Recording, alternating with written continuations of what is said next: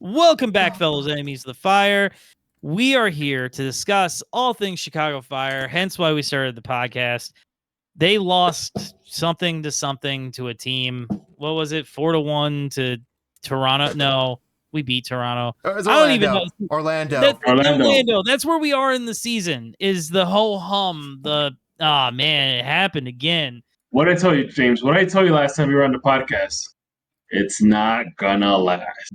You did mention that. We did say that. We knew it. We called it. We're like, this is all the way it is with all fireworks. It's going to be short-lived. The fans are going to be like, oh my gosh. It's like they put paper mache on the wall instead of wallpaper. And they're like, yeah, it's good enough.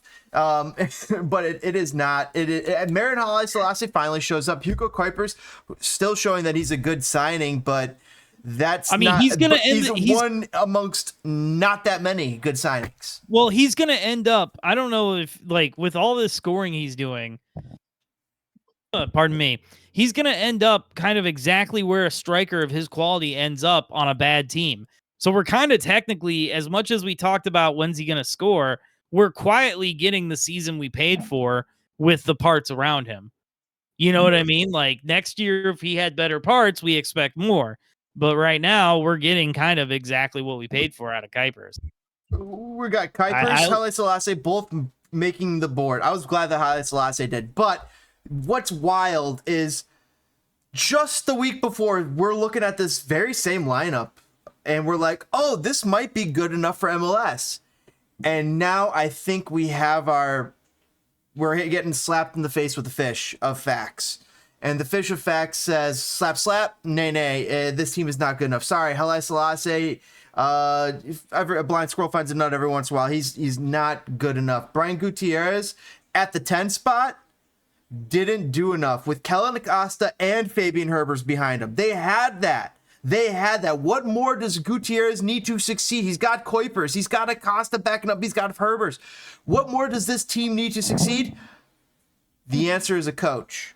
A coach with tactics, 100%. A coach with an offensive plan. So before we cast judgment upon these players and say, oh, you know what, maybe these players aren't good enough, we should maybe look a little bit closer at the man making the plan, and the man making the plan is not that good at scoring goals, getting these guys to score goals. That's literally the topic of conversation every single week. Like, it's... I told you when Shaqiri left and we started playing better, I said just something finally changed. And that's what happened when we won those 2 games.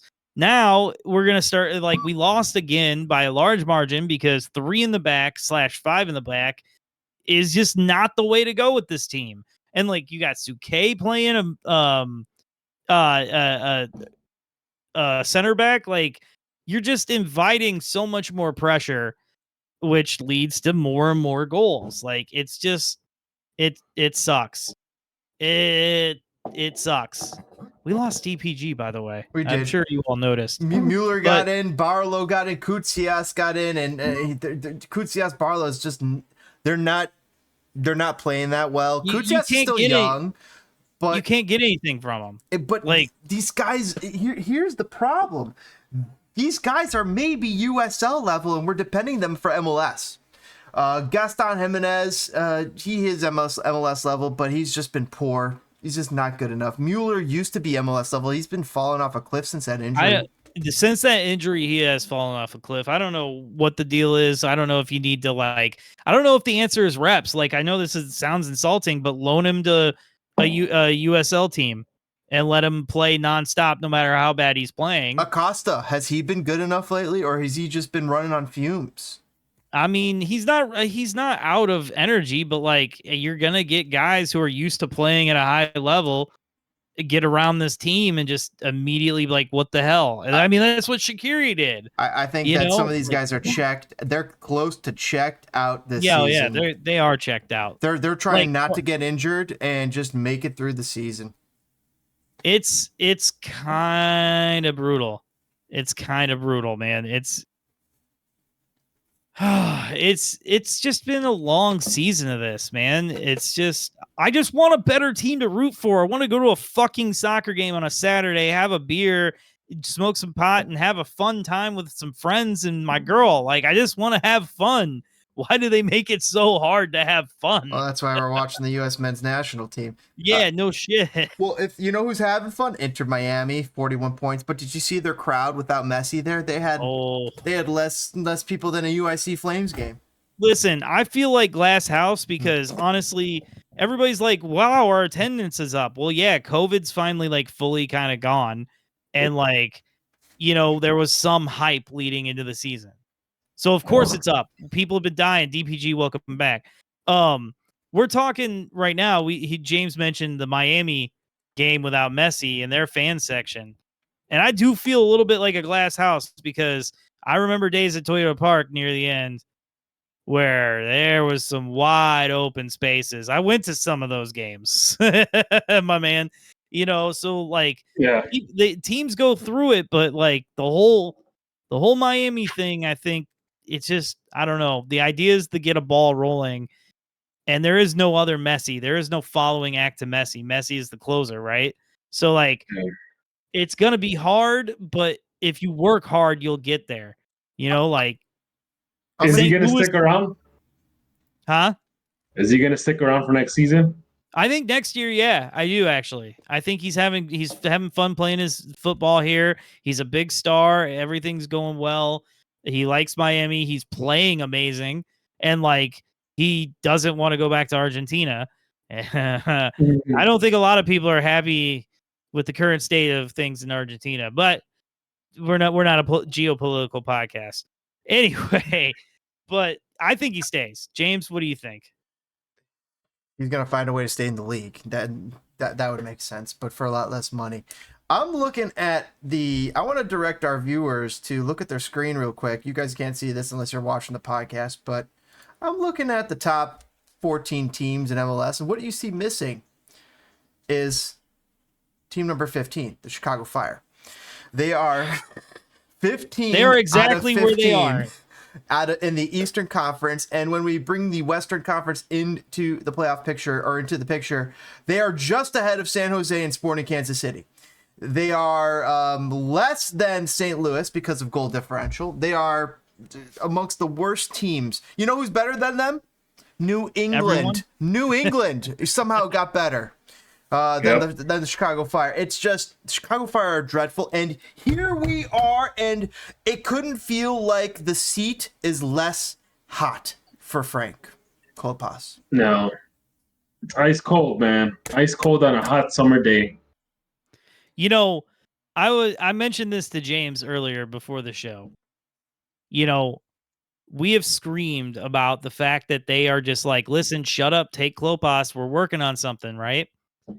And the fact of the matter is, you either if you give us anything other than the biggest coaching signing in the history of MLS, then fuck it. Who cares? Then just get Michael Bradley. I love your I love your ID, DPG. Just get if you're not gonna break the record and get the biggest coaching signing in the history of the league, and you're going to get any kind of project, screw them all. Just get Michael Bradley. For the record, we're Toke's referencing last podcast where DPG, I think, ingeniously invoked the name of Michael Bradley as a potential candidate to take over for Greg Berhalter as coach for the U.S. men's national team. And I'm all for the idea, even though he would leapfrog so many guys who are getting coaching experience. But he is getting coaching experience. He's been on his dad's staff. He's getting experience right now.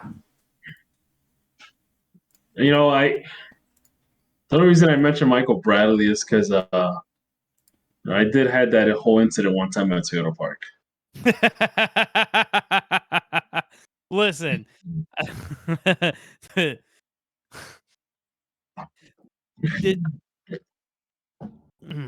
I don't even want to comment on that. So I think Michael Bradley is a genius move if you're going to hire anybody else, because like nothing else is good enough. No. So just take an absolute flyer on a project. You know what I mean? Yeah. Like, because at this point you can't give me Ben Olsen. You can't give me Jason Christ. You can't give me. Why would you want Jason Christ? Well, you don't, but that's what I'm saying. You can't give me a kind of name. You either have to be insanely ambitious or just screw it. Just another project. I think we just have a lazy owner. That's all. I don't know, man. It's hard. Well, is he lazy or is this like? Hold on. Let me bring this up, James. You did this to us. Thank you. Listen, I'm starting to think, and I know this sounds a little tinfoil hat, and I'm not usually a conspiracy guy. I'm usually the other end. I kind of see with the U.S. men's national team hanging on to their coach, the Fire hanging on to their coach. You're seeing a lot of teams like look at Manchester United with Ten Hag. You're seeing a lot of teams start just being like, well, too bad, man. We're just gonna ride it out. And it's like, is this a way to drive down coaching wages? Is this a way to drive down is this actually a way to somehow lower expectations and drive down transfer fees and player salaries? Is this a way to are they artificially creating coaching problems and poor teams? I'm just asking questions. You know what? You know what?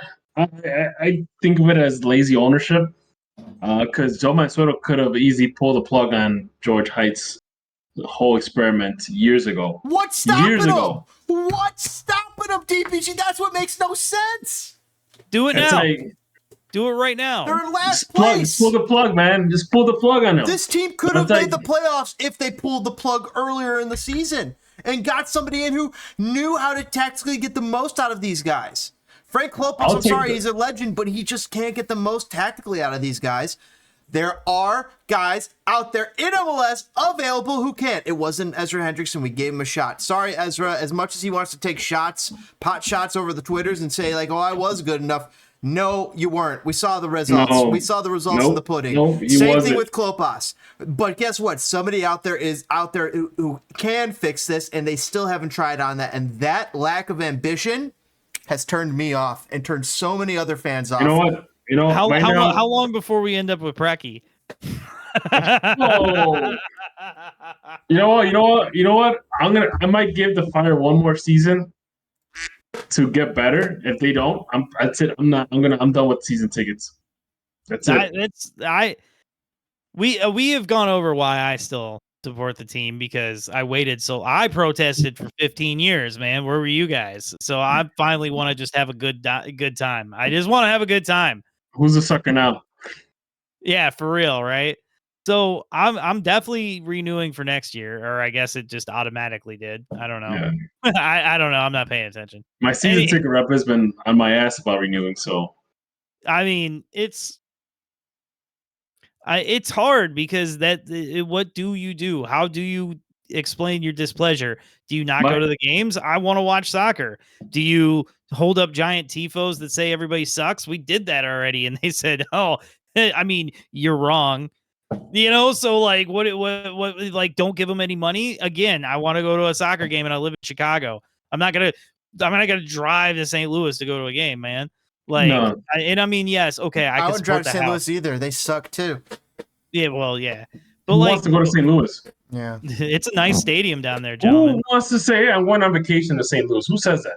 I would never say that. But personally, I would never say that. Speaking of, have you seen St. Louis? So we were talking about the Fire, and there was at least something positive that I saw in Euro 2024 that related to the Fire, and it wasn't Jordan Shaqiri I'm talking about, but former Polish international and current Polish international Frankowski.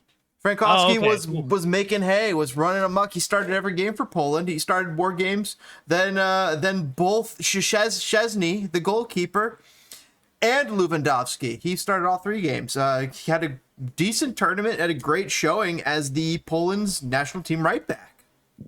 But Poland disappointed. He's had a steady career. He's on a steady incline in his career, man. How deep is Poland? He's probably got a spot for a while. He's playing really well. We were lucky to have him. It was like Jovan Jones. We were lucky to have him. Yeah. When we got lucky to have him for a second. Yeah, I agree. Yeah, and he flashed in a jersey. He didn't flash all the time, but he tended to dominate. Oh, he did. I mean, the DPG's got it. They made the bobblehead for him because he was the only one playing worth of shit that year. I mean, Dude, Frankowski, I miss him. You see him on FIFA too. On FIFA, he keeps getting cards and like special team of the season or like this promotion, that promotion. It's like, Frankowski, good looking out. You know, cool. it's good to see him playing well. I did think you were going to bring up Shaqiri though, because in my opinion, it was really good to hear him talk so lovingly about Turkey. Yeah, they got the good clubs. They got the nice clubs. Yeah, he definitely was they got talking that it history. Up. They might not always pay you, but boy, there is history. I love the people of Turkey. He was saying, it was like, yeah, he's greasing them up. All right. Yeah. God damn. Yeah, just go into cryostasis over there, bro. Fenerbahce, come calling. Well, you know, I mean, the Turkish league is a wild place. DeAndre Yedlin was playing well in the Turkish league. You know, they tend to have players at times that you just don't expect. Every now and again, you look over there, and you're like, oh, Bashuai's playing in Turkey. You know, like just wild stuff, right? Galatasaray, Fenerbahce, Trabzonspor. The Turkish league is like the Wild West, man. You don't know what to expect. Every now and then, you hear about them knocking out a European power in the Champions League. You know, so. Dude, you don't know. It's a mixed bag, bro. I would love to go to Istanbul. That would be cool to visit, man. I would love to go to Istanbul too. Even though man. Galatasaray stacked. Mora Icardi, Hakeem Ziyech, Yilmaz, Dries Mertens, Wilfred Zaha, Serge Aurier. Dude, can we get Wilfred Zaha, please? Carlos Vinicius. Oh my God! Is this guy Vinicius' little brother? No, older brother?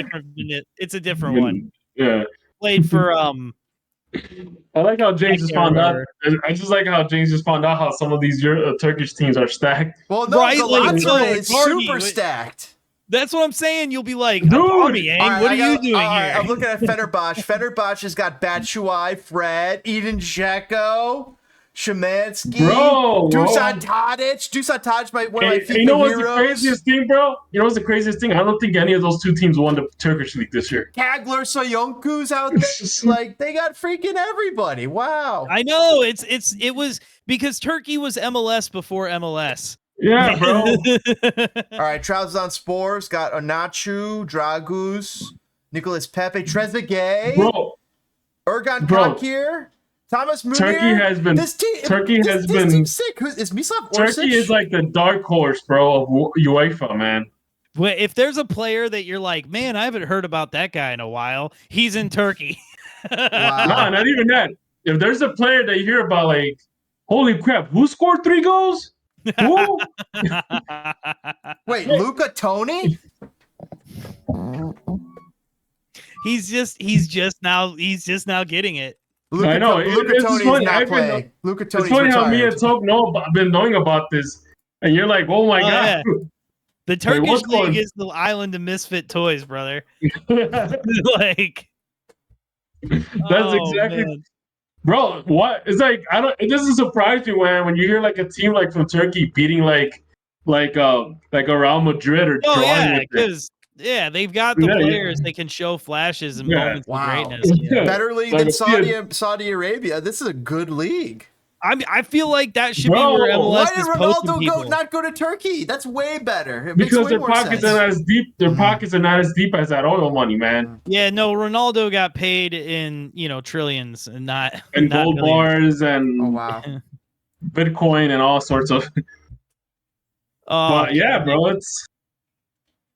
You know what? I always wanted to go check out a game in Turkey, bro. And this. No, I value my health and safety. Go to Istanbul. It'll be fun. Just don't wear the wrong jersey. Don't wear any jerseys. Just neutral just color. Neutral. Going gray shirt, jeans. Dude. So okay, hold on. We got completely off topic here. What is the next Fire game? I'm trying to look this up. Who do we have? It's next week against. Oh man, I just had it up. July 3rd, I think it was. Oh, so that is the next game. So Chicago. So there's no game on Saturday then. Let me double check for you, buddy.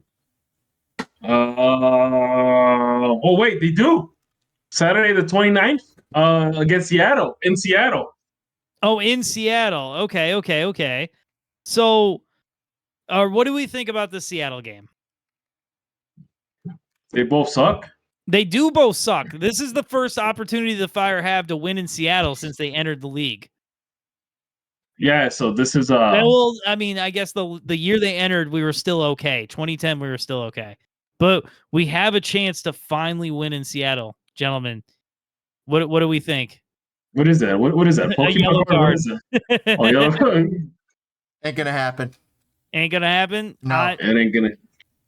But I should have put up this. I mean, don't be surprised. Don't be surprised, and I see this all the time. Is when a team that's on a bad run trampolines on the Fire, and then they go skyrocket. Listen, if you need to open a stadium or you need to break a bad streak and get good, play the Chicago Fire. Because boy, oh boy, that seems to be our role in this league.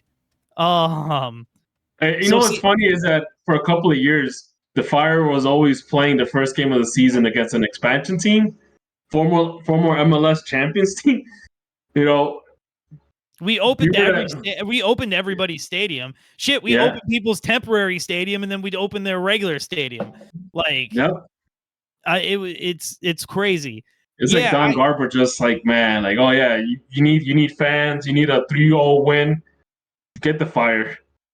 So I foresee a 1-1 draw because we're scoring goals. Hugo Kuipers, thank you for existing, you handsome, beautiful goal scorer of a man, and Seattle is just gonna get one because we're bad. So I guess so that brings us to probably before we get to meet again. Oh no, we would meet right before it to talk about Philly. But we'll be talking are you guys going to the let's do this. Yeah, let's you do guys this going to the Philly game? It's at Soldier Field. Yes. The Philly game is at Soldier Field on July 3rd. Mm-hmm. Like, we just have talked about how low everything is. I mean, we got excited to talk Turkish football. So obviously we are having problems this season. Like, this is the time. Do you give up? Do you stop watching? Do you stop turning it on the TV? Are you going to the game? Like, I'm excited. It's been like long enough that we haven't had a game that I'm like itching to go. This is the time of the year that you still park the bus out front in the tailgate area and you have a blast. I mean, it's the middle of summer, it's the start of summer still, and you go out to the game. Even if you got to leave at halftime, you'll go out and have a good time. Oh man, I got to tell you, this past weekend, I was in Peoria on a Saturday and they had a game. And had I not just driven 10 hours the day before, or 12, my bad, the day before, I would have went to the Peoria City game and reported back. But I couldn't do it. I had to sit in the air conditioning and chill out. But I'm with you, man. Go to as much soccer as you can. It's really fun. You know, for me, I get some of the complaints like DPG, you have to drive. But like with me, I can hop on public transit. Sure, it takes an hour, but like, I'm cool. I don't got to drive. I don't got to care about it. I get to walk wherever, you know, like the downtown's beautiful, you know, like this, it's really easy for me to get there. It's really easy for me to get home without getting stabbed. Like I'm good, you know, like, so it's easy, but when it's a little bit harder or there's like one, like think, you know, when the team's bad and you have a hurdle, you're not going to go over that hurdle. So what about, are you going to make that drive? No.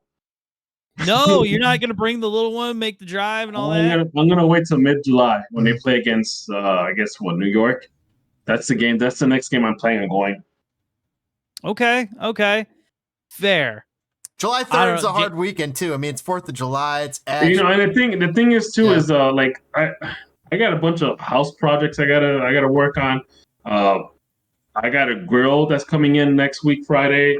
I got a grill shelter that's coming in next week, Monday, and I need time to build that grill shelter to get the new grill underneath it. Mm-hmm. So I think I have my answer here, because if we were in the hunt for the supporter shield, would you give a shit about your grill? Absolutely not. Exactly. See, if someone could see this moment and works for the Fire, this is what we're talking about. We're desperate for something. We want Like, we're not here being like, impress me, bro. We're like, please feed us. We're starving. You know, like, I don't know. That's how I feel about being a fan about this team. Like, we're starving. I don't want to be I don't want to be right and cynical. I'm beyond the soccer at this point for the Fire. I'm at that point where I'm just going to hang out with you guys, hang out, bring this little tailgate game, show up, and you know, you guys pull a card and be like, boom, TPG's also looking at me like, you show up to preseason overweight, James, 5 jumping jacks and take a drink. And I'd be like, oh, shit. I'm actually excited about this. And then I'd whip this one out and be like, well, substitute and give your next punishment to someone else. So I'm passing it off to Toke. Go ahead, Toke, get your exercise. Dude, I'm actually jacked for that. That's going to be so fun. And then we draw a new card. You've been fined for being late to training. Make up an explanation to get yourself out of trouble. The group decides your outcome, whether you drink or not. DPG, bring your son. Come to the game, man. Me and the girl will be there. I don't think I'm gonna make it next week, but I will definitely make it to the following one, the New York game. The following one, yeah. Someone draws the Hand of God card. They get exempt from punishment. You can keep this. You're exempt from punishment from whenever it comes around to you. Where's the team chemistry? This one's a cool card. Pick a partner and name each other's favorite team. High five or drink. Yeah, that's a fun one. That you know what? You need to stop because I'm actually excited about this game now. Who's least likely to track back? That person takes a drink. How come? Where's this game at?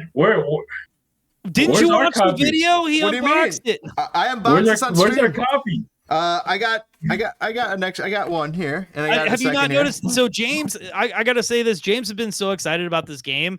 It looks like we're sponsored by it. We are not. It does. We're not. We have no relationship whatsoever. No communication besides them helping me get the product to me. We've been given no money. In fact, James spent his money. Kicking and screening. Go around the group and name fictional soccer movies or shows. First to mess up or podcast. First to mess up, drinks. Wait, hold on. Hold on. We could do that right now. Hold on. I was about to say, this episode is getting wild. So before we close this out, let's do that card. All right, kicking and screening. Go around the group and name fictional soccer shows, movies, or podcasts, which I added. First to mess up, drinks. Okay. Where are we starting? All right. I'll start. Ted Lasso. The Big Green. Ooh! Goal. No! Enemies of the Fire podcast. You right now. Victory. Oh, God damn it. I was going to say that. Oh, crap. Oh, Green Street Hooligans. Oh, that's a great one. Bet it like Beckham. Let's go. Formula 51. Ladybugs. That's a soccer. Kicking and screaming. Oh, you son of a... Let's see. Wrexham. That's Wrexham's a TV show. Welcome to Wrexham. Come on, welcome to Wrexham. We'll count it. Okay, we'll count it. Well, I want to do the Hard Knock shows, but it was supposed to be fictional, right? Because there's Still I Die or whatever, the Sunderland one. Yeah, what's that? I was about to think that. Yeah, that counts. I was going to say it. I got another one if you need. What? The Matador. Oh, what is this? What is this? What is this indeed? Okay, so we were supposed to have a special guest today. This episode has gone completely off the rails. Connor Knows Soccer has just popped in here. Did I just win? Can either of you guys go any further? No, I don't got any more movies. I mean, I got podcasts, the two Robbies. I don't got anything, man. All right. You won, man. Men in Blazers. Men in Blazers. Total soccer show. Total soccer show. MLS Extra Time. Yep. I mean, all the shit, right? Anyway, shout out to all our friends. Men in Red. Well, we don't have any friends. So Men in Red, Glass House Soccer, Sad Boys, all the good stuff of Chicago Fire stuff. Anyway, we're rambling and crazy. We're going to wrap this up. we may or may not have something special with this individual coming up. So for Enemies of the Fire, punt that like button, do all that stuff. Peace out, everybody. See you guys next time.